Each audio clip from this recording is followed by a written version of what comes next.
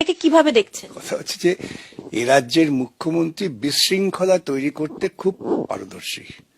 আজ পর্যন্ত এমন কোনো কাজ উনি করেননি যে কাজের মধ্য দিয়ে বলা যেতে পারে যে সংগঠিতভাবে শৃঙ্খলিতভাবে সভ্য আচরণের সঙ্গে তিনি কাজ করেছেন। ভুলে যাবেন না যে মুখ্যমন্ত্রীর ইতিহাসটা কি। যখন রাজীব কুমার সারদা তদন্ত সুপ্রিম কোর্টের নির্দেশে তদন্ত হচ্ছিল, রাজীব কুমারকে সিবিআই জিজ্ঞাসাবাদ করতে এসেছিল, তখন তিনি মুখ্যমন্ত্রী হিসেবে রাস্তায় নেমে পড়লেন, সিবিআইয়ের কাজকর্মে বাধা দিলেন এবং নাটক করে কার্জন পার্কে 3 দিন তিনি মন্ত্রিসভা চালালেন।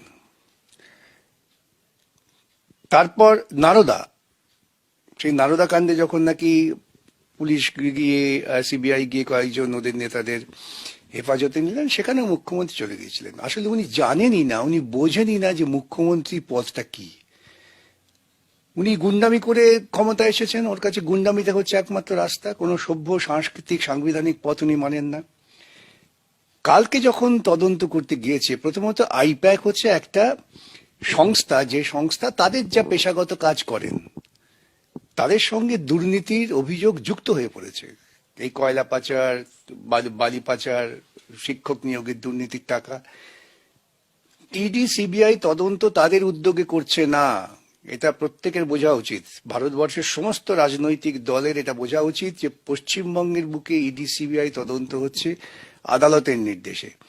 এটা অন্য রাজ্যের ইডি সিবিআই তদন্তের মতো নয়, যেখানে প্রশাসনিক নির্দেশে তদন্ত হচ্ছে।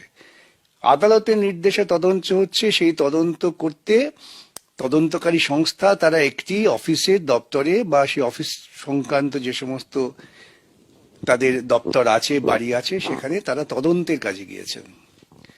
বাধা দিচ্ছেন কে?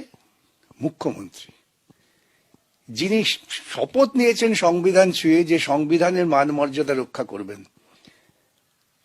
তিনি গিয়ে সেখানে গুন্ডামি করলেন এবং রাজ্যের পুলিশকে সঙ্গে নিয়ে। আমার তো অনেক বড় প্রশ্ন, এই সমস্ত রাজ্যের পুলিশ কর্তা যারা ছিলেন তাদের জবাবদিহি করতে হবে। আপনাদের কেউ কোনো অধিকার দেয়নি যে একজন অপরাধ করছেন সে অপরাধের সঙ্গে সঙ্গী হওয়া। আজকে নিরাপত্তার নাম করে মুখ্যমন্ত্রী যদি কারো বাড়িতে গিয়ে হামলা করেন বা কাউকে খুন করেন, তো রাজ্য পুলিশকে সেটাকে অনুমোদন দেবে নাকি? না, তাদের কাজ হচ্ছে নিয়ম ব্যবস্থা নেওয়া যাতে অপরাধ সংগঠিত না হয় এবং যে অপরাধ সংগঠিত করছে তাকে হেফাজতে নেওয়া, কিন্তু প্রাথমিক কাজ। সেই কাজ নিয়ম নীতি ভেঙে চুরে তছনছ করে দেওয়া হয়েছে গতকালকের ঘটনায়।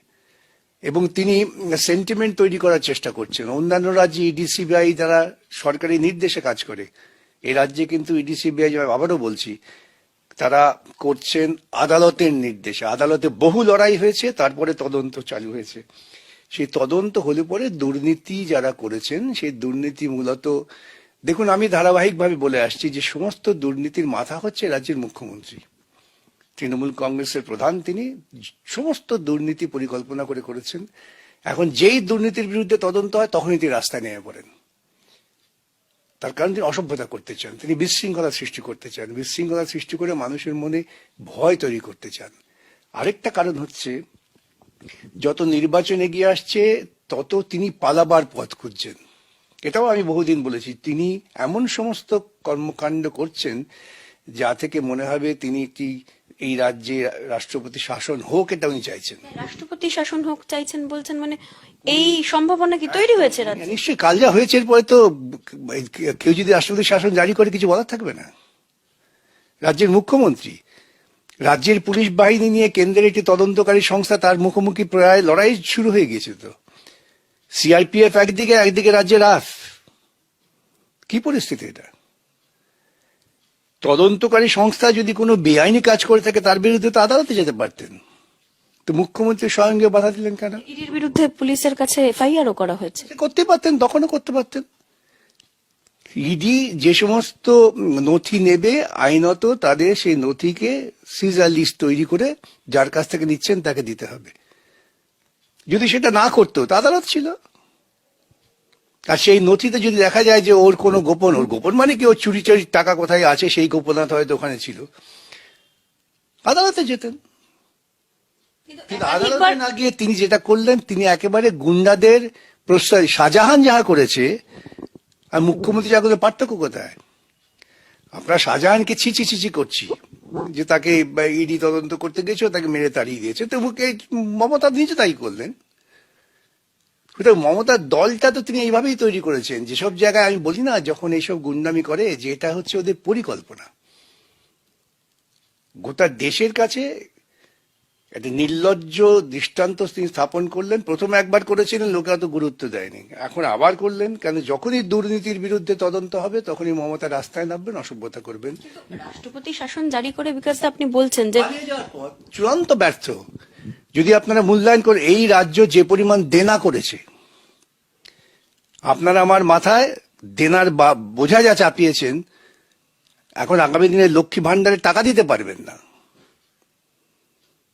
স্কুলের বেতন দিতে পারছেন না, স্কুল উঠে দিচ্ছেন, সরকারি কর্মচারীরা যে রিটায়ার করছেন তাদের পেনশন দেওয়া হবে কিনা সন্দেহ আছে, সরকারি কর্মচারীদের ন্যায্য প্রাপ্য দিয়ে দিচ্ছেন না, অথচ রাজ্যটাকে দেনায় আকণ্ঠ ডুবিয়ে দিয়েছেন। এখন পালাবার পথ চাই।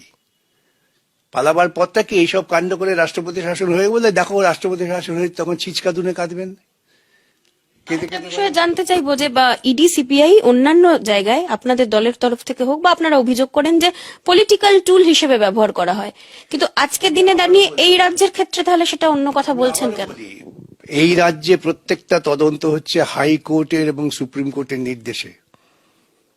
অন্য রাজ্যে তদন্তটা শুরু হয় প্রশাসনিক স্তরে। এই মৌলিক পার্থক্যটা বুঝতে হবে। আজকে যদি এখানে ইডি সিবিআই তারা স্বতঃপ্রণোদিত হয়ে তদন্ত করতেন, তাহলে আমি বুঝতাম যে তারা স্বতঃপ্রণোদিত হয়ে করছেন, নিশ্চয়ই তাহলে তদন্তকারী সংস্থাকে যারা নিয়ন্ত্রণ করেন তাদের কোনো ভূমিকা আছে। এখানে তো তদন্তকারী সংস্থাকে যারা নিয়ন্ত্রণ করেন তারা তো কোনো তদন্ত করতে চাননি। এই তদন্তটা তো আদায় করা হয়েছে আদালতে মামলা করে। তদন্ত যাতে না হয় তার জন্য তৃণমূল কংগ্রেস কোটি কোটি টাকা খরচা করেছেন আদালতে গিয়ে, তারপরে তদন্ত হচ্ছে। দুটোর মধ্যে মৌলিক পার্থক্য আছে। এই মৌলিক পার্থক্যটা অনেকে জানে না বা বোঝে না, কিংবা খুব পরিকল্পনা করে অন্য রাজ্যের ইডি সিবিআই এর যে কুকর্ম তার সঙ্গে এই রাজ্যেরটাকে গুলিয়ে দিয়ে একটা ঘোলাটে পরিবেশ তৈরি করতে চাইছেন। মূল লক্ষ্য দুর্নীতিকে বাঁচাও, এবং সেটা হয়তো কেন্দ্রীয় সরকারের একটা প্রচ্ছন্ন মদত আছে। তা না হলে গতকাল ইডি ওখানে অবিলম্বে ওই গ্রেপ্তার করা উচিত ছিল, সাক্ষ্য প্রমাণ লোপাটের অভিযোগে এবং সরকারি কাজকর্মে বাধা দেওয়ার অভিযোগে। মানে সেই প্রভিশন আছে বলছেন? আমাদের বামপন্থী কর্মীদের গ্রেপ্তার করা হয় কেন? মিছিল মিটিং করতে গেলে সরকারি কাজে বাধা দেওয়া হয়েছে বলে।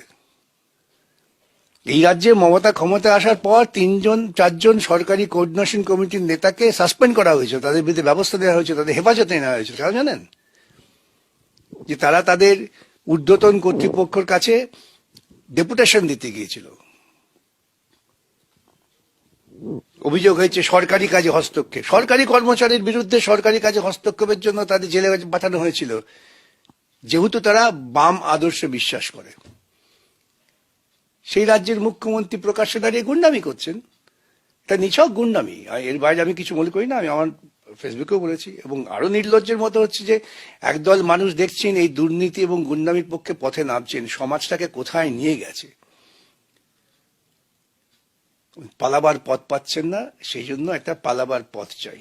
এখানের এই জায়গার ক্ষেত্রে বলছেন যে ইডি এবং সিবিআই এর যা পারফরমেন্স রেট, এই রাজ্যে এই ইনভেস্টিগেশন গুলোর ক্ষেত্রে এক, ভরসা রাখার কোনো জায়গা আছে কিনা, দুই, যে যদি এই ঘটনাটাই সত্যি হয় যে মুখ্যমন্ত্রী আপনি যেরকম অভিযোগ করছেন যে তিনি গুন্ডামি করেছেন, তাহলে সেই গুন্ডামিটা ইডি আটকাতে পারলো না কেন, এবং তাদের সামনে দিয়ে সেই ফাইলগুলো নিয়ে বেরোনো গেল কিভাবে? কথাই তো আমি বলেছি, আবারও বলছি যে এখানেই বোঝা যায় যে ইডি সিবিআই আদালতের নির্দেশে তদন্ত করলেও তদন্তর ক্ষেত্রে তাদের নিষ্ঠার ঘাটতি আছে। এবং সেখানেই আমরা দাদা দিদির গপ্পর কথা, ঘটনা প্রমাণ হচ্ছে বলি। কালকে ওই জায়গায় মুখ্যমন্ত্রীর বদলে যদি মৌমিতা যেত ফাইল নিয়ে আসতে, ইডি কি করতো? সঙ্গে সঙ্গে তাকে গ্রেপ্তার করে তিহার জেলে পাঠিয়ে দিত। আর এখানে ইডি তদন্ত করতে গিয়েছি, ইডি বাহিনী নিয়ে একজন মুখ্যমন্ত্রী ওদিকে ঢুকলেন, ফাইল নথিপত্র নিয়ে চলে গেলেন, আর ইডি নীরব দর্শক। এখানেই তাদের নিষ্ঠার প্রশ্ন আছে। কোনো লিগ্যাল স্টেপ নেবেন? বিকজ আমাদের তো লিগ্যাল স্টেপ নেওয়ার আশ্বাস কিছু নেই, মানুষকে অ্যাওয়্যার করা ছাড়া। কেন, আইনের ভাষায় যারা অভিযুক্ত এবং যারা ক্ষতিগ্রস্ত, এখানে বলতে পারি আমরা যে ইডি তাদের তদন্তে বাধা দেওয়া হচ্ছে, তাদের ব্যবস্থা নিতে হবে। এখানে আজকে আমি মামলা করতে গেলে তারা হয়তো বলবে তোমার কি, তদন্তকারী সংস্থা তারা তো এই ব্যাপারে কোনো রকম অভিযোগ করছে না।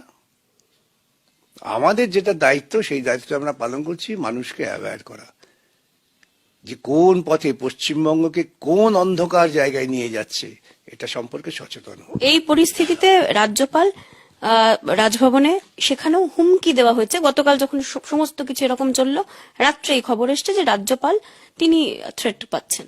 তাহলে আর কি, তাহলে তো আমার যে বক্তব্য এক মিলিয়ে যেতে চাইছে। রাজ্যপালকে যদি থ্রেট করা হয় তাহলে অবশ্যই বলতে হবে যে কনস্টিটিউশনাল অথরিটি আন্ডার থ্রেট।